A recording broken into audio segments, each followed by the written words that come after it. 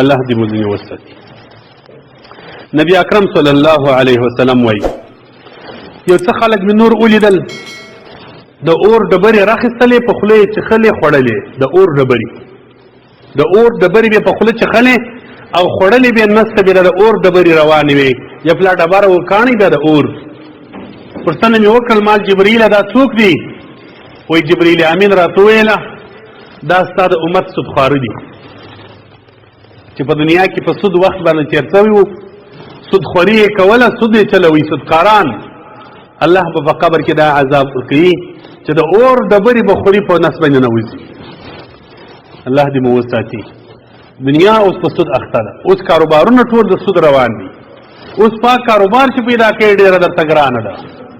ګورې زموږ علما لیکي مرقات کې مولا علي کاري صاحب د مقدمه کې دا مسله لیکي د ربا په باب کې سود 80 درجې دي غالبا 80 یا 80 درجې په دې 80 درجو کې 80 درجه د سود دونه ګناه لري لکه بې ادبي معاف سړی چې د خپلې مور سره 80 ور زنا کوي د سود ادنا درجه دومره ګناه لري.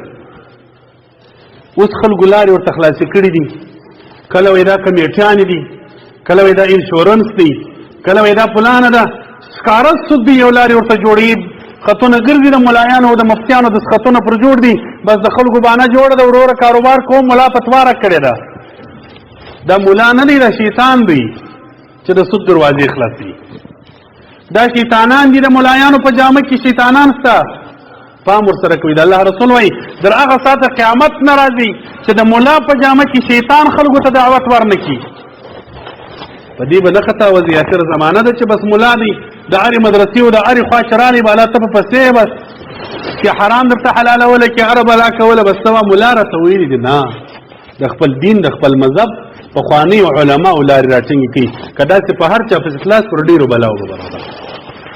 نبي اکرم صلی الله علیه وسلم وایي یو څه خلک مې پر لارې ولیدل تخمونه یې پاشل چې تخم به وپاشي په یوه ورځ کې دننه به متصل شین فصل راشین سو برته به وریبي چې د دې به ریبي بیا به راشین سو چې د ریبي بیا به راشین مال دا څوک دی جبرائیل امینه ول دا ستا د امت مجاهدین او غازیان الله دې په شمار دا مجاهدین او غازیان چې د الله د لارې د پاره خپل قرباني ورکوي دې ته الله په قبر کې چې دی ولاړی او پات سو یا شهید سو فاصله مرګ لکه د دنیا چې کښتي بس دته د جهاد ثوابونه روان دي چې دې ختمي نور پسې روان دي چې دې ختمي نور روان دي ختمېدل نه لري دا شین کښتي جهاد وکا غزا وکا دا شین کښتي د الله رسول وې دا ختمېږي نه.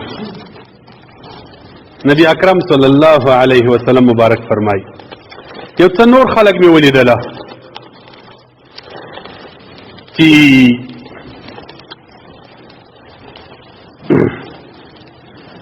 نبی علیه السلام مبارک وی پتر ډبرې پر دا سرور اوریدلې دی لاندې پراته وه پر سر به ډبره رایلس ول چې هغه به ختمېدل بل پر رایلس ول چې هغه به ختمېدل بل پر رایلس ول چې هغه به ختمېدل بل پر رایلس مالدار څوک دی جبرائیل امینه د الله رسول صلی الله علیه وسلم جبرائیل اسلام رسول دا د امت هغه سستان دی چې په لمانځه کې سست هغه سست منځګزاره دی چې جماعت ته ځي ام کاله سست کېږه کلمانځه ته راکښېني ام سست کېږه که اوداسه ته ولاړېږي ام سست کېږه بس پر طبیعت باندې روان څه پروا نه کوي که د یو رکعت ونیوي خو ښه دی که نه خپل لمونځ مه وکړي دا ښه خاصیت نه دی ګوري قرآن کې الله پاک دا د منافق خاصیت شوی واذا قاموا الى الصلاه قاموا كسالى منافقین چې بل لمانځه ته ولاړېدل ډېر په سست به ولاړېدل د مؤمن خاصیت دا دی چې جست به یې لمانځه ته چې د لمانځه وخت رالی بس متصل په بیداري باندې به یې خپل لمانځه ته ځي سستي به په لمانځه کې نه کوي د لمانځه سست خلکو ته الله په آخرت کې په قبر کې دا عذاب لمونځ خو ګوره کوي خو څه په سستۍ باندې کوي نبی اکرم صلی الله علیه وسلم وایي نور خلک مې ولیدله بې ادبي معاب چې د مخ پر عورت او د شا پر عورت باندې داسې شان مشتې وه د اور غوندې شان او د زقوم درخته په دوزخ کې ترخه درخته د دوزان لري پېښور کې ما لیدلې د پیراکي د دنیا کې اوس مثال شته دا یو مثال دی ماضي دننه دوز لري او ډېر انتهایي ترخه درخته ده چې ویې خوري لکه زهر داسې ده د دغه درختې پاڼې به خوري او رسیانې به ورچول شوي کشیږي به. پوښتنه مې وکړله چې دا څوک دي؟ جبرائیل امین راته وویله دا ستا د امت هغه خلک دي چې زکات خواره دي، زکاتونه نه ورکوي. چې زکات نه ورکوي دا د هغه خلکو عذاب دی. اخره د دوزخ د زقوم درخته خوره، د اور څپړې به پسې در مښتې وي او پرستیانو به دې کشي وي. الله دې مو وساتي، الله دې مو د دې عذاب وساتي. بله دنیا ده ډېر په بېغمۍ، ډېر په غفلت کې به یو، بس بالا پر دې نه یو چې څه راسره کېږي. د دې هرې ذرې حساب به الله راسره کوي. یوه ذره نه پاتېږي چې حساب ونسي، نه به د نیکۍ یوه ذره پاته سي چې تا ته یې اجر نسي در، نه به د بدۍ یوه ذره پاته سي چې تا ته یې حساب و کتاب و عذاب نه. الله دې مو ځینې خلاص کړي. دا به د امت زکات خواري وي چې زکاتونه نه ورکوي، دا عذاب اوس ډېر دی. ګورې دا حدیث دی، صحیح حدیث دی ابن ماجه کې. د الله رسول وایي که زکات خلکو بند کړي په هغه وخت کې به د الله رحمت بارانونه بندېږي. نبی علیه السلام د باران د بندېدلو سبب زکات شوری دي. دا د الله فرض دی لکه لمونځ. لمونځ کوې زکات نه ورکوې، زموږ علما لیکي وایي دا لمونځ ګټه نه کوي.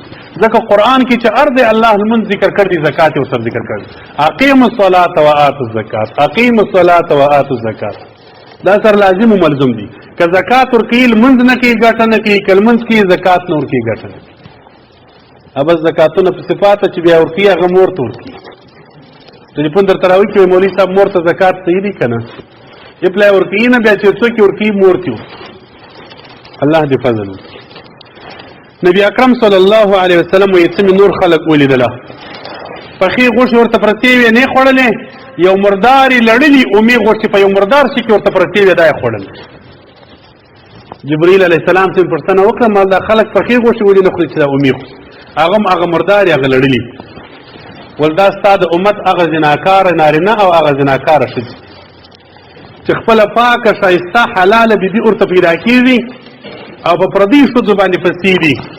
سهار در ماښامه د بل په ښځو پسې دي، د بل د ښځو سره ټلیفونان، د پردیو ښځو سره رابطې.